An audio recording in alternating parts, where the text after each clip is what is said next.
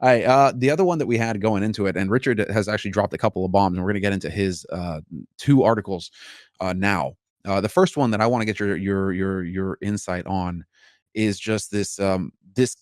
So Gameinside.ua has continually attacked G2 and now Hooxi. So this is Richard Lewis covering the behavior of this website, this the journalistic website, essentially, that has turned into just a click farm. They will do it. They seem to be able to go to any length in order to create content that will drive traffic to their website and thus generate profit for them.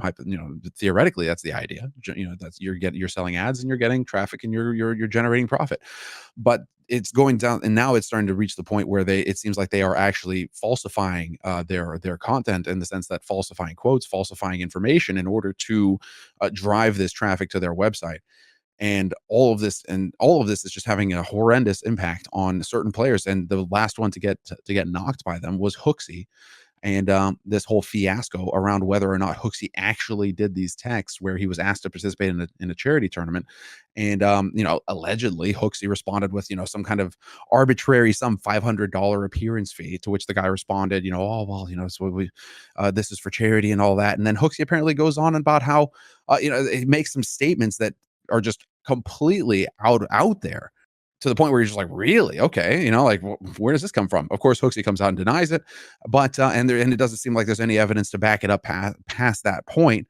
And so this is just one of those examples of how, in this online era, it feels like anything goes at this point to drive traffic. Like, you really can just go and swing for the fences, and so long as you're in a particular field, a particular ideology, then you're good to go.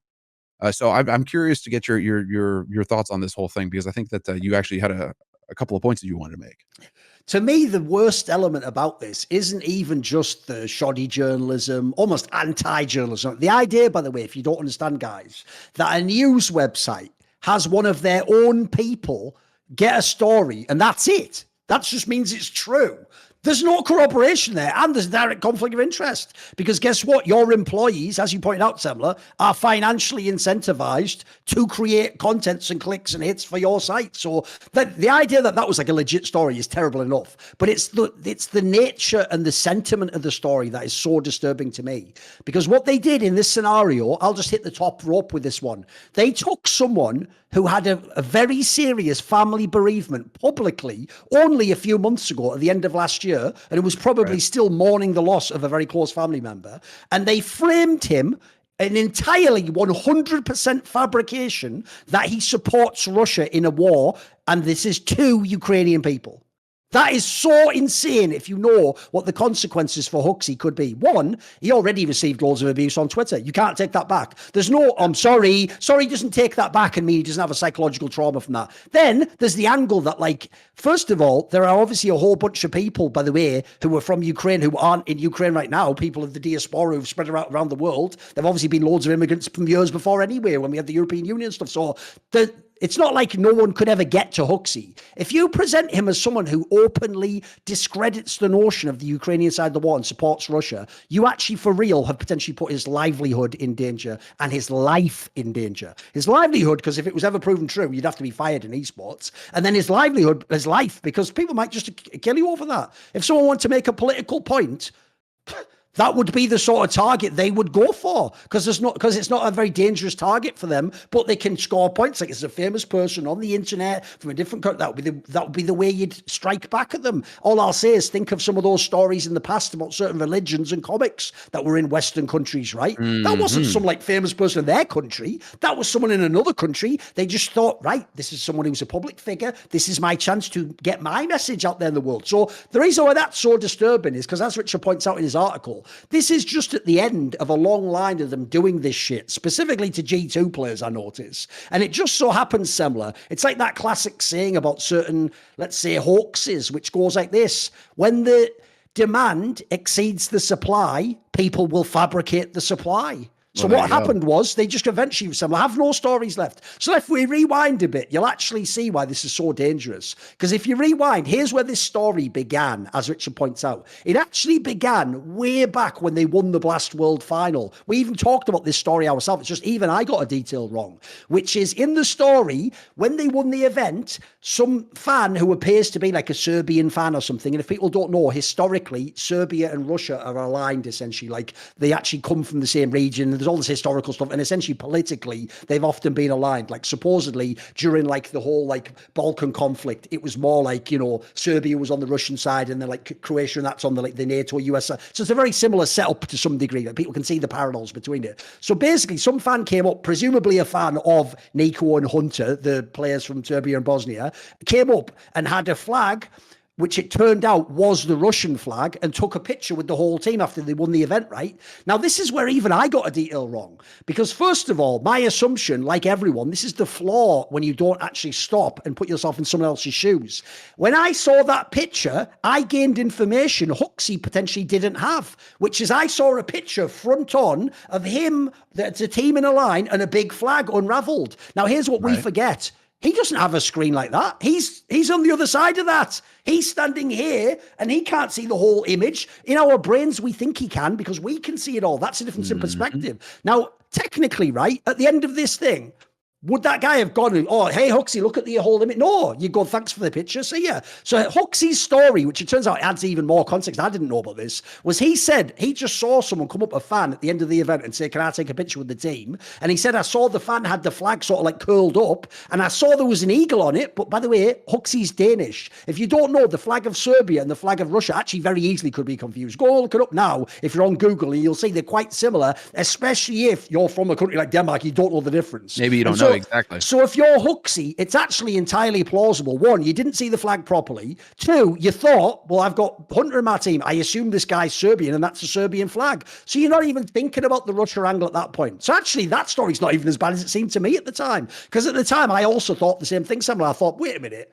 surely Hunter and Nico noticed that though. It's like, bro, you are from, you know what a Serbian flag, but then maybe they didn't see it either. Who the fuck knows? So there's that already. Now that was treated, by the way, by some of these people in this part of the community that want to rabble rouse, as though like, you know, G2 did this as like a message to the world, like, "Fuck the world, we support Russia," which is like already a mental thing to think they would do.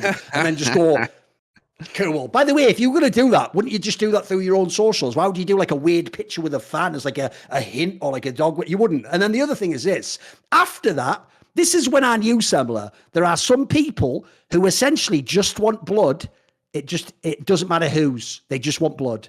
Because after that story, the second one was the maddest of them all in its own way, which was when Jonta, who, by the way, if people don't know, was a former professional player and coach in 1.6 of CSGO, used to be the coach of Hellraisers. And by the way, I think he coaches in Valorant now. Seemed like quite a smart figure, actually, by the way. But for some fucked up reason, he's been one of the people who was like an ultra on this topic. He is very extreme with his public opinions and has said some quite outrageous stuff. He decided to cause another one, which is after they won Katowice. Obviously, G2 won Katowice. What happened was Bit from Na'Vi took a picture with Monacy. Now, remember, Monacy was in Na'Vi Junior, so was Bit years and years ago. Exactly. So those are two former teammates, and I assume friends. It just so happens one is Ukrainian, Bit, and one is Russian, Monacy. Although you'll notice, Monacy himself has never said anything wrong about this. There was a story, Richard points out, where some stupid idiot on his social media did it, but Monacy even fired that guy publicly and said sorry about that. So Monacy's never done anything wrong, never fought a foot wrong. But just because he won the event and Bit took this picture, Jonta, for real, had the opinion, it's on the internet, you can go read it in Richard's article, that like to even take a photograph with someone Russian is in some sense to support the war.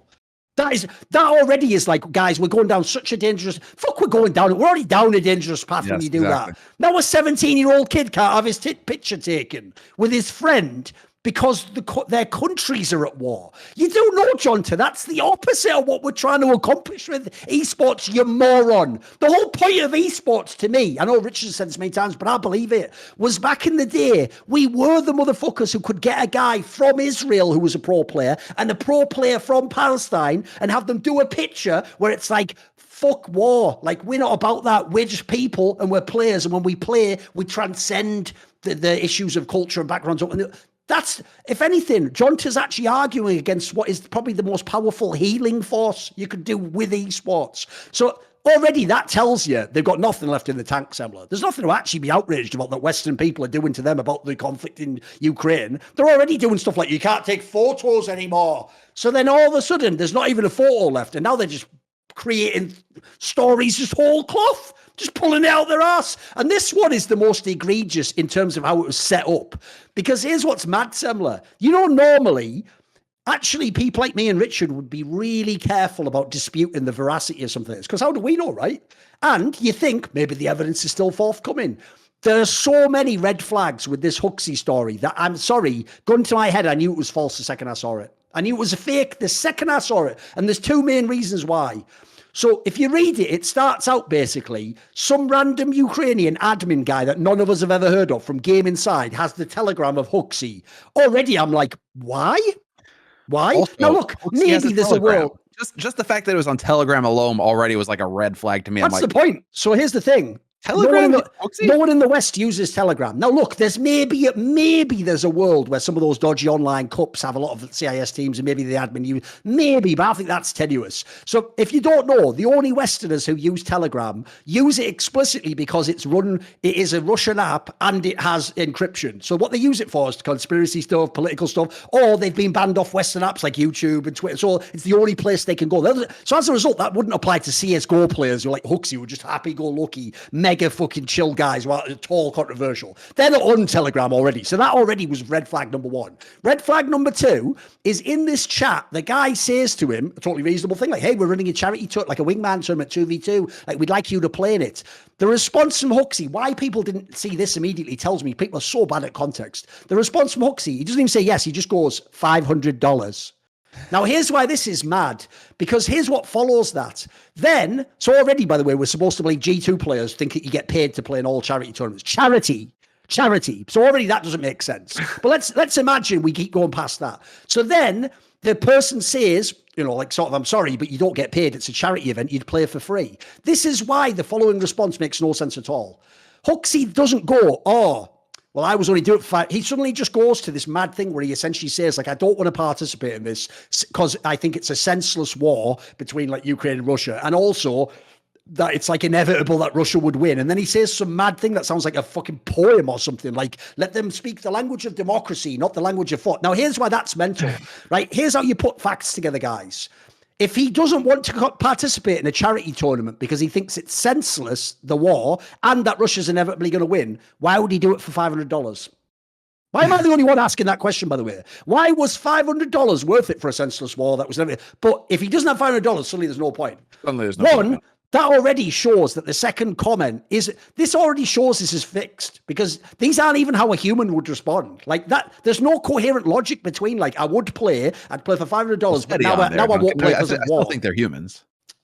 And then, no, I mean, as in they're trying to like fabricate what another human. Essentially, the joke here, and this is a serious point, is I actually think the person who fabricated this is very stupid, Semmler, and they don't essentially have that is the point, yes. But here's the thing, they don't have a proper theory of mind of what their opponent would think. You know, the famous thing when you've seen faked logs in like political spheres is what gives them away is they can't even believe the other person's a real sentient human, so they don't make it smart enough. They make it too simplistic. Like it's some like outrageous statement that like no one would say to their friend.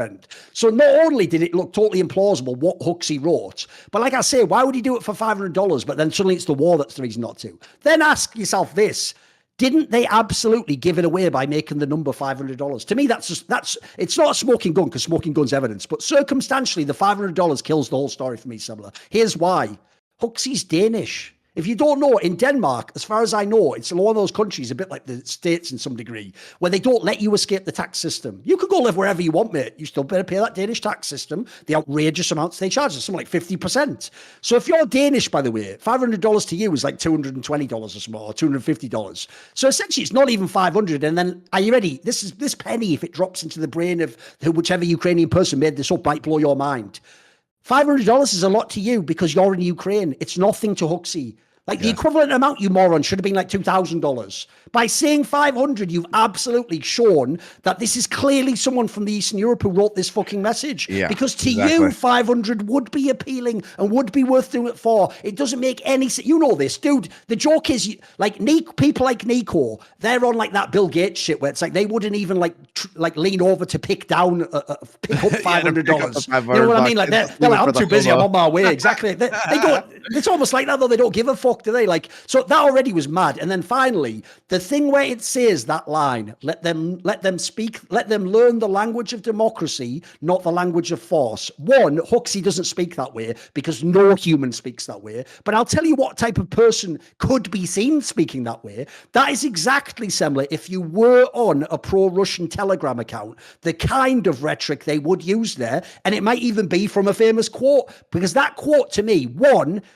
for real, if you know, I know a lot of people from Eastern Europe, that sounds translated from Russian. I'm being serious when I say that. Like, that, if you don't know, one of the things that makes Russian and Chinese, just bizarrely, these two languages, no connection to the politics. One of the things that makes those languages very fascinating is if you ever translate them into English, they sound very poetic. You know what I mean? Like everything Chinese, the name just sounds like nothing in Chinese, but then when you translate it, it'll be like, you know, the city of wind and ghosts. And you're like, holy shit, that's like mad evocative. So the same thing, the way that this is phrased, like, let them learn the language of democracy, that sounds like you've just translated into English, bro. Like no Dane speaking second language English is using that word. No one is. No one's speaking like that. So to me, the entire thing falls apart. So the whole thing's egregious. The idea you're just framing a guy and potentially fucking his whole life up and getting thousands of people to probably send him hate messages. But then for what at the end of it? Some whack, like, this is so rickety, this like put together framing. It doesn't even stand up on its own legs. It's why no one needed to like prove that the guy was a liar. It just seems so untenable that this was real. And yet here's the problem, guys. And this is the final point I want to make. Do you want to know if there were many people who were questioning this from the Ukrainian side? There were almost fucking none. There were none. And that tells me this, and this is a really disturbing thought. They want it to be true. They want there to be tons of people like this just riddled through the scene. They want it to be. You could see by the way all these, because if people don't know, it wasn't just that the main guy did this. Not only did Gameinside publish this, and to my knowledge, I don't know, I haven't checked now, but it was still up days later on their main website. They not only published it, they did an image, which was a photo of Hooxi with a speech bubble saying that shit about Russia in it. By the way, that's now on the internet forever. Just an image of his face, the face that his mother had, saying something he never said on the internet forever for nutters in the future, political activists to find and potentially go and kill this guy. I can't abide by that. And then why did everyone find out about it? Because I don't know this Virium guy from... Because these massive influencers from the Ukrainian scene, including legendary players and commentators, signal boosted the fuck out of this. Most of them, by the way, didn't even signal boost it like a retweet. They would just quote tweet and be like, what's going on here at Hooxi? And even at him. So all their... Mate, this whole thing was so beyond the pale. And once it's been shown that it's obviously fucking nonsense, and by the way, even the main people are just standing behind it less and less and less and making excuses. When they apologize, Semmler, it's the most weak-willed apologies of all time. They don't even... Magically, the apology never tags him. The apology compared to the actual accusation. Exactly. And like I say, the apology doesn't unwind this. You can't put the genie back in the bottle. Exactly. You've framed the guy already. No, that's what the truth all gets things around wild, the world twice before. No, the lie gets around the world twice before the truth even puts its pants on. I mean, that's and then also this is always the way that this sort of thing works. And this is a page straight out of mainstream media journalism now, which is publish something. Oh, it was wrong. Doesn't matter. We got our hits, and we'll go ahead and make a correction on the same page so that 5% of the people see the correction. Like nobody's going to see the correction. They're going to see the first story, run with the first story. And then, sure. Okay. You can cover yourself a week later by saying, oh, but we made a correction. But did you push the correction as hard as you pushed the original lie? No. Dude, I guarantee you 2 years from now, if you could go into like a Russian or Ukrainian language forum and say, you remember when Hooxi said all that stuff? There'll be a bunch of people like, yeah, I do actually. They won't, like you said, they'll never have seen the correction. In their brain now, forevermore, Hooxi's just the guy who supports Russia or some fucked up shit like that, Man, there's so much you can take away from this that's really frustrating. It's just watching how the times change, because it feels like growing up, you were encouraged to question, you were encouraged to speculate, and you were encouraged to be kind of inquisitive and maybe say like, okay, so let me hear both sides of the story. How much information do we have? Like what's the context, all of this sort of stuff. Right. And so just on this topic in particular and the broader scope, right. I'm having a conversation with somebody yesterday that I know. And and so we're talking about this topic, and I'm just like, well, what do you think about this sort of situation right there? And the guy kind of like looks at me. He looks at me like slant eye, like, well, that sounds like you're supporting Putin. And I'm just like, what? Like, can we not question anything anymore? Can I not have like an inquiry, any kind of one thing you're nailing, dude? No. As soon as you question anything now, what the potato is programmed to think is, he is not following the, it's like the alarm bells start going off. Like, he's not following the approved narrative. This guy must obviously be in Xbox that I've been told to. And that you can watch how the potatoes are now being impacted by it becomes so clear to see just everybody's potato now. Let me reframe it like this. Them as a sack of potato now. I would say it's even more extreme, dude. I would say the best way I would frame it like this is, if you don't 100% believe everything we put out about Russia being bad, even the stuff that ends up being fabricated, you are 100% on Russia's side. So essentially, if you're 99% on their side, you are then pushed to, you are just pro-Russian. And by the way, like, this isn't a topic you notice about the war, about the conflict, about what the sides are. We're pointing out the way that certain people are perceiving it. So basically, these people are taking it that everyone is their enemy except everyone who is totally extreme and on their extreme. You have to be 100% aligned with them, otherwise you're their enemy, basically. Well, the reason why this is all wild to behold is this is this exact same playbook that was run with the COVID and everything, and the lockdowns. Oh, of course, yeah. Everything that was done during this whole 2-year period, 3-year period of COVID, you're seeing it all again. Because if you ever at any point questioned any of those things, oh, so what, you're anti-lockdown? Oh, so you're anti-vax? Oh, so you're anti-mask? Oh, yeah, it's not, you're not allowed to ask a question of anything anymore, or to seek more context, or seek like, hey, maybe we should have a discussion on this. No. If there's any discussion at all now, you're immediately anti the thing that you're discussing. And you can clearly see how that is becoming the future of how media is programming people, is to behave in this fashion. And you're no longer allowed to have any kinds of questions. You just have to accept the mainstream media. And if not, then you are immediately the opposite. And there's no room for discussion. There's no room for any kind of inquiry. The other point that I wanted to just touch on real quick, I think you really banged on there with Monacy. And I'm at Monty's house, so that's why Monty. But Monacy and Bit is that this is one of those things, I guess, again, where it's like you feel old now in esports, where you're bang on the money. When we first started this was very much a meritocracy. It didn't really matter what skin color, sex, race, religion, none of that mattered. The only thing that mattered was whether you could click heads in the server or not. Are you good at the game? Can you compete? Can you play well? Great. Awesome. That's all I care about. All the other stuff is just secondary, and it doesn't really matter at the end of the day. So the fact that we're trying to make that a thing now, that relentlessly trying to make that a thing now for the past few years, how that's just slowly, with the money, crept into the scene, and it is now just everywhere. It's so frustrating to watch. It's so frustrating how we're just being divided up again, when it seemed like there was really a force for unity, particularly in the space of esports, right? Because we were all just players. We were all just competitors, players, casters, part of the scene. That's all that mattered. It didn't matter. All the other stuff didn't really matter at all. But you can see now how it's all just kind of fracturing up again. And I'm very curious to see how all this pans out in the future. Where we go in the next, it's like, dude, if we're here now after 5 years, where are we going to be next in the next 5 years? It's going to be interesting. All right, there's the other article that we should talk about before we start answering questions. I think the thing is, I think that you're going to probably do deep dives into Pro League with Snake and Banter or some of the other content that we have here on the network. So I think we can skip talking about Pro League on this show in particular. So if you are interested in more hard, focused Pro League content, be sure to check out the other CS content that we have on the network here, guys. Snake and Banter, top shelf stuff. Go and check it out. And also, thank you to everybody who's been supporting us. I have to give a quick shout out. A perfect way to support us is by going to Discord. You'll find the links everywhere. If you get into our Discord, you can subscribe to us on the Discord. We get the best revenue split with Discord, which is why we're using that. And also, what we're going to be doing after this last topic is answering questions from supporters who are subscribed on Discord. They then get to ask questions. If you have any questions, you can, it's like a super chat. You can subscribe to us on Discord, and then you get to ask a question a week, and we'll go ahead and answer some of those questions tonight. See more cool, funny, interesting clips based on topics from my content? Well, subscribe to this channel then, or, be a pleb and don't.